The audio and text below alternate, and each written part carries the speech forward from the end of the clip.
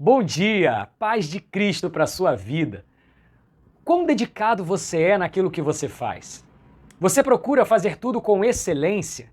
Se sim, por que você faz assim? Para ter o bom nome? Para agradar aos homens? Ou para agradar a Deus? Essas perguntas têm muito a ver com a vida de um personagem bíblico chamado José. José é filho de Israel. Ele é um dos 12 filhos de Israel. E José, a história dele começa quando seu pai, Israel, pede para ele ser uma espécie de X9 dos seus irmãos. Ele, o mais novo, vigiava os irmãos mais velhos no trabalho, se eles estavam se dedicando, se eles estavam trabalhando bem ou se eles estavam enrolando seu pai. E José fazia isso com excelência.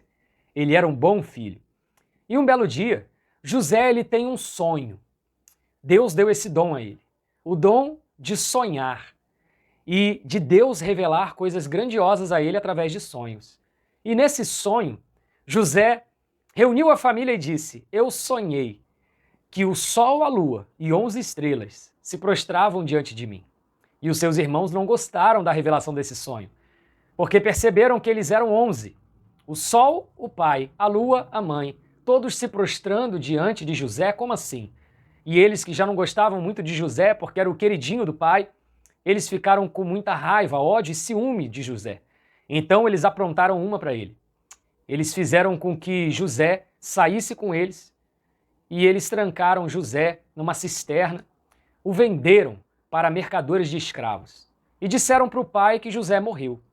O pai ficou muito triste, mas José estava vivo e vendido para um povo distante como escravo.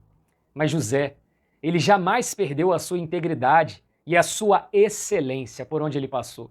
Mesmo injustamente sendo tido como escravo, ele foi o melhor escravo. E sendo o melhor escravo, ele foi chamado para ser uma espécie de mordomo de um homem poderoso no Egito chamado Potifar.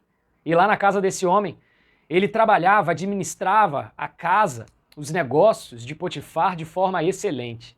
E ele sofre uma grande injustiça por ser íntegro. Mais uma.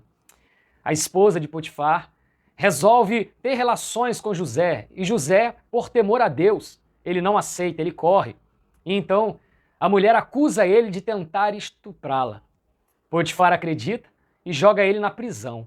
Mais uma injustiça. E mais uma vez, José é excelente, mesmo em meio às dores e injustiças. Ali na prisão, ele foi o melhor prisioneiro, ao ponto de o chefe ali da carceragem colocar ele como líder, como aquele que administrava a prisão, como aquele preso que trabalhava para ajudar o pessoal da carceragem. E José, sendo excelente naquilo, dedicado, ele era admirado. Até que um dia ele revelou um sonho de uns presos que estavam ali, e através dessa revelação de sonhos, que deu certo, que concretizou, mostrando que aquilo era um dom de Deus, a história chega até o faraó, o rei do Egito, e ele interpreta um sonho que Faraó teve. E o sonho significava vacas magras, vacas gordas, e nesse sonho José interpretou que viriam 7 anos de riqueza, de prosperidade, de abundância, as vacas gordas, e 7 anos de escassez, as vacas magras. E que o rei, o faraó, deveria administrar de forma sábia. Deveria, na época das vacas gordas, juntar riquezas para que tivesse com abundância nos 7 anos de escassez. E o faraó acreditou, confiou e assim administrou. E quando veio a época de fome, o Egito prosperava muito, crescia muito, porque vendia os seus alimentos, vendia o que produzia para os outros povos que estavam passando fome e vendia por alto preço. E assim, José saiu da prisão para, no fim da sua vida, ser o governador de todo o Egito, o 02 do governo do Egito, de abandonado pelos irmãos, de tido como um criminoso, de tido como um prisioneiro, a supremo governador do Egito. Isso é o que Deus faz com quem busca a excelência, com quem é resiliente em meio aos sofrimentos dessa vida e com quem confia em Deus o tempo todo. Integridade é o maior valor de José. Integridade significa manter-se fiel àquilo que crê e àquilo que é. Integridade tem a ver com não se desviar, não amolecer naquilo que você crê, mesmo em meio às circunstâncias ruins e às dificuldades. Assim foi na vida de José, assim deve ser em nossa vida.